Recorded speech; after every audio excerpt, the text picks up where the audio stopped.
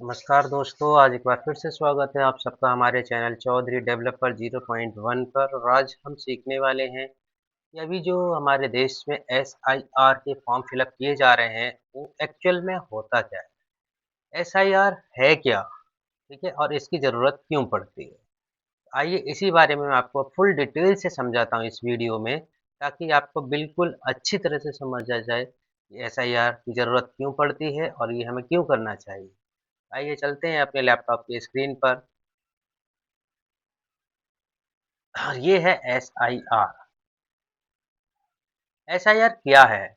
इस SIR special intensive revision, यानी कि जो स्पेशल इंटेंसिव रिवीजन है, जो चुनाव आयोग द्वारा मतदाता सूची यानी कि वोटर लिस्ट या फिर इलेक्टोरल रोल को अपडेट, शुद्ध और पारदर्शी बनाने के लिए चलाया जाने वाला एक विशेष अभियान। इससे क्या होगा, जो स्पेशल इंटेंसिव रिवीजन के अकॉर्डिंग क्या होगा कि पिछले वोटर्स हैं उनकी डिटेल हमसे ली जाएगी।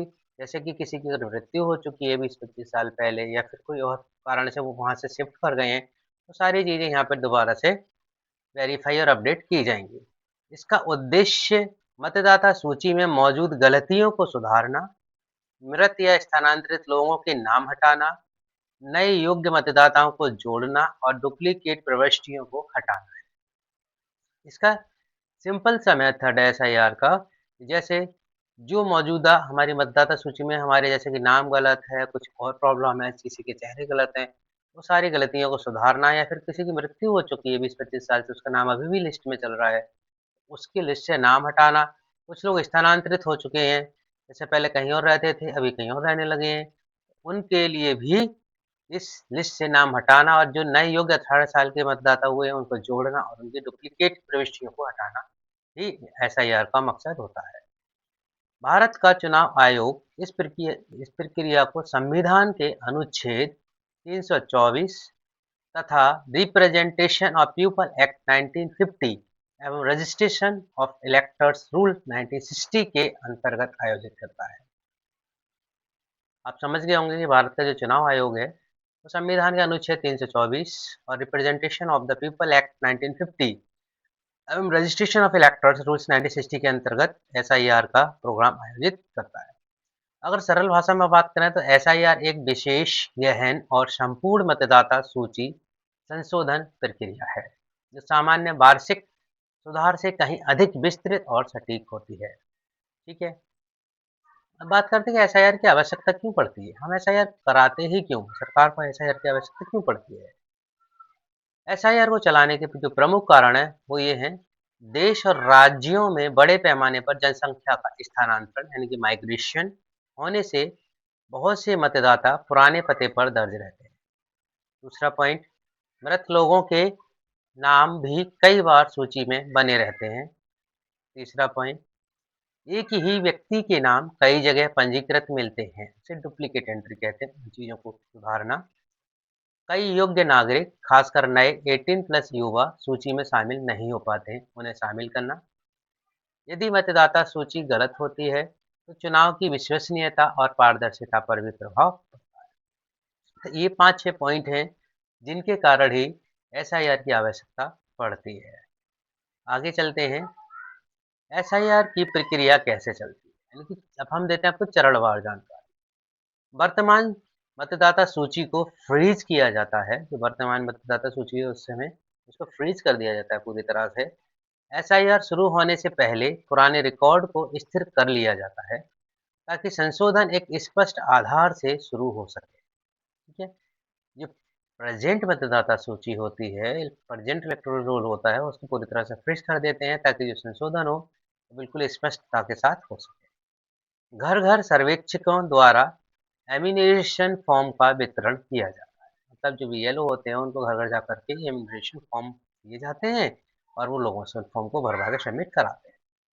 निर्वाचन क्षेत्र में बूथ लेवल ऑफिसर यानी बीएलओ घर घर जाकर पूर्व भरी हुई pre filled enumeration form EF देते हैं। इस फॉर्म में नाम, पिता या पति का नाम, एपिक नंबर यानी वोटर आईडी नंबर, घर का पता, पोलिंग स्टेशन नंबर आदि पहले से ही भरे होते हैं। नागरिकों को जानकारी जांचकर गलतियां सुधारनी होती हैं। बीएलओ फॉर्म को जमा भी करता है, आमतौर पर कम से कम 3 बार घर पर जाता है। आगे बात करते हैं कि इसका ड्राफ्ट क्या होता है। मतदाता सूची का प्रकाशन निर्धारित तिथि पर ड्राफ्ट वोटर लिस्ट प्रकाशित की जाती है, जिससे लोग अपनी प्रविष्टि जांच सकें। एक निर्धारित डेट बता दी जाती है, उस दिन से इसमें ये प्रविष्टियां हो चुकी होंगी और आप अपनी प्रविष्टि को जांच कर सकते हैं। आपत्तियां और दावे दर्ज करना। यदि किसी का नाम छूट गया है तो फॉर्म 6 द्वारा दावा दर्ज किया जा सकता है। जो ईसीआई का फॉर्म 6 है, ठीक है, उसमें आप अपना दावा दर्ज करके दोबारा से उसमें अपना नाम ऐड कर सकते हैं। यदि कोई मृत, स्थानांतरित या डुप्लीकेट नाम पाया जाता है तो आपत्ति की जा सकती है। इस चरण में सभी दावे ईआरओ एईआरओ जांचते हैं। अंतिम सूची फाइनल इलेक्टोरल का प्रकाशन सभी आवेदन, आपत्तियां एवं अपीलें निपटाने के बाद फाइनल रोल जारी की जाती है। मतदान केंद्रों का पुनर्गठन। जब ये एसआई की प्रक्रिया हो जाती है तो सभी मतदान केंद्रों का पुनर्गठन किया जाता है। मतदाताओं की संख्या के अनुसार पोल बूथ का पुनर्गठन भी किया जाता है, ताकि किसी भी बूथ पर अत्यधिक भीड़ न हो। आगे बात करते हैं, ऑनलाइन प्रक्रिया भी एसआईआर करने के लिए उपलब्ध होती है। मोबाइल ऐप, वेबसाइट voters.eci.gov.in और हेल्प डेस्क 1950 जैसी सुविधाएं भी मिलती हैं। शहरों के व्यस्त या बाहरी स्थान पर रह रहे लोग डिजिटल तरीके से भी फॉर्म भर सकते हैं। बात करें अगर उत्तर प्रदेश में एसआईआर के, तो प्रमुख तथ्य क्या हैं।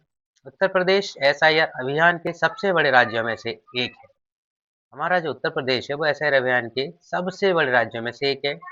राज्य में लगभग 15 करोड़ 44 लाख यानी 154.4 मिलियन से अधिक पंजीकृत मतदाता। यूपी में घर घर सर्वे 4 नवंबर से 4 दिसंबर तक चलता है। ड्राफ्ट लिस्ट 9 दिसंबर को प्रकाशित होती है। दावे, आपत्तियां 9 दिसंबर से 8 जनवरी तक स्वीकार होती हैं। अंतिम मतदाता सूची 7 फरवरी को जारी कर दी। 1,62,486 मतदान केंद्र पूरे राज्य में स्थित हैं इस समय। आयोग का लक्ष्य है कि एक बूथ पर अधिकतम 1200 मतदाता ही हों। और हम बात करें कि एसआईआर क्यों महत्वपूर्ण है, तो इसके लाभ और विवरण दोनों की बात मैं करना चाहूँगा। सबसे पहला लाभ है कि सही मतदाता सूची। इसके अकॉर्डिंग विवरण जैसे कि अवैध है, डुप्लीकेट, मृत, त्रुटिपूर्ण रिकॉर्ड हटते हैं। नए योग्य मतदाताओं को शामिल होना, युवा और नए निवासी को अवसर मिलता है। पारदर्शी चुनाव, ईमानदार और निष्पक्ष मतदान, प्रशासनिक तैयारी, चुनाव संचालन व सुरक्षा व्यवस्था सुचारू, लोकतांत्रिक अधिकार संरक्षण, हर नागरिक का वोट का अधिकार सुरक्षित। बात करें नागरिकों के लिए आवश्यक दिशा निर्देश क्या हैं, यानी कि आपको क्या करना चाहिए। सबसे बीएलओ से प्राप्त इम्यूनरेशन फॉर्म को ध्यान से पढ़ें। जो बीएलओ आपके घर आकर के इम्यूनरेशन फॉर्म देके जाएगा, उस फॉर्म को बिल्कुल ध्यान से पढ़ें। यदि गलती हो तो तुरंत सुधार करें। यदि नाम नहीं है तो फॉर्म 6 भरें। यदि नाम गलत है या यदि गलत नाम है, मृत, स्थानांतरित, डुप्लीकेट, तो आप आपत्ति दर्ज करें। मसौदा सूची आने पर जांच अवश्य कर लें। अंतिम सूची से पोलिंग बूथ की जानकारी जरूर लें। अब इसमें समस्याएं और चुनौतियां क्या आती हैं, जैसे कि दूरस्थ क्षेत्रों या अक्सर स्थान बदलने वाले लोग छूट सकते हैं। पहला पॉइंट, दस्तावेजों या पहचान प्रमाण में कठिनाई हो सकती है। नंबर 3, दिव्यांग, बुजुर्ग और गरीब वर्ग को विशेष सहायता की आवश्यकता होती है। नंबर 4, विरोधी दल कभी-कभी बड़े पैमाने पर हटाए जोड़े गए नामों पर सवाल उठाते हैं। अब बात करें उत्तर प्रदेश में इसका महत्व क्या है, इसकी इम्पोर्टेंस क्या है उत्तर प्रदेश। यूपी में यह संशोधन अगले चुनावों की तैयारी के लिए महत्वपूर्ण है, क्योंकि इतने बड़े मतदान आधार वाली सूची में त्रुटियां स्वाभाविक हैं। पिछले कई वर्षों बाद ऐसे व्यापक स्तर पर एसआईआर किया जा रहा है, इसलिए यह लोकतंत्र की विश्वसनीयता को और मजबूत करेगा।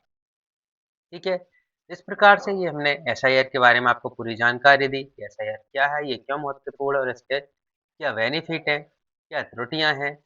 और हम बात करें कंक्लूजन निष्कर्ष की, तो स्पेशल इंटेंसिव रिवीजन का एक महत्वपूर्ण अभियान है, जिसका उद्देश्य मतदाता सूची को अद्यतन और व्यवस्थित और सटीक बनाना है।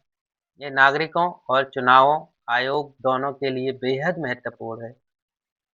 हर व्यक्ति की ज़िम्मेदारी है कि वह अपनी प्रविष्टि की जाँच करे और सुनिश्चित करे कि उसका नाम मतदाता सूची में सही प्रकार से दर्ज है।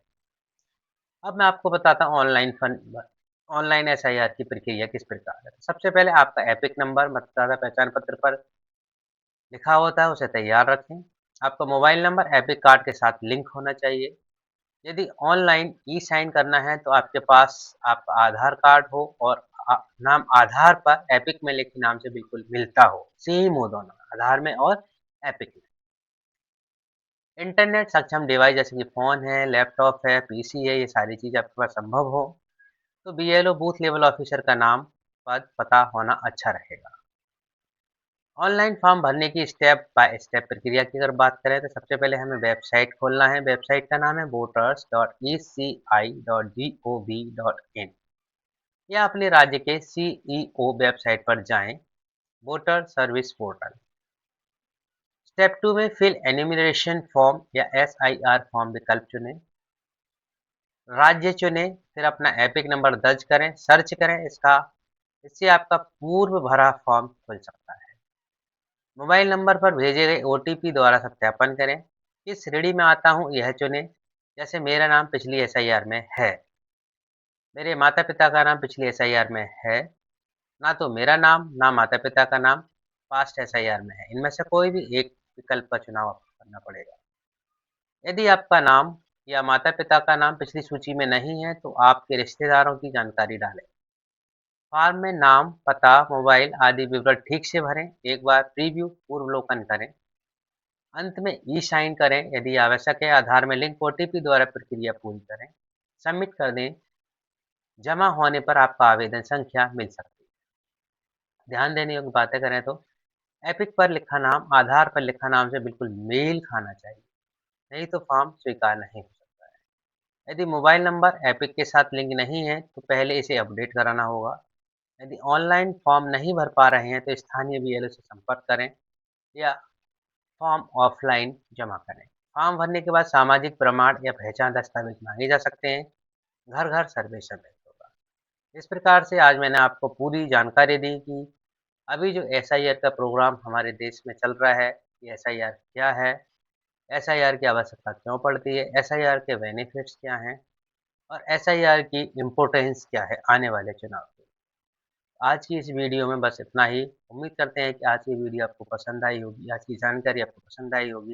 यदि हमारी दी हुई जानकारी से आप संतुष्ट हैं तो हमारे चैनल को सब्सक्राइब करें, लाइक करें और कमेंट करना ना भूलें और बेल आइकन ज़रूर दबाएं ताकि हमारे आने वाले वीडियो का नोटिफिकेशन आप तक सबसे पहले पहुंचे। Thank you, thanks a lot to you. धन्यवाद।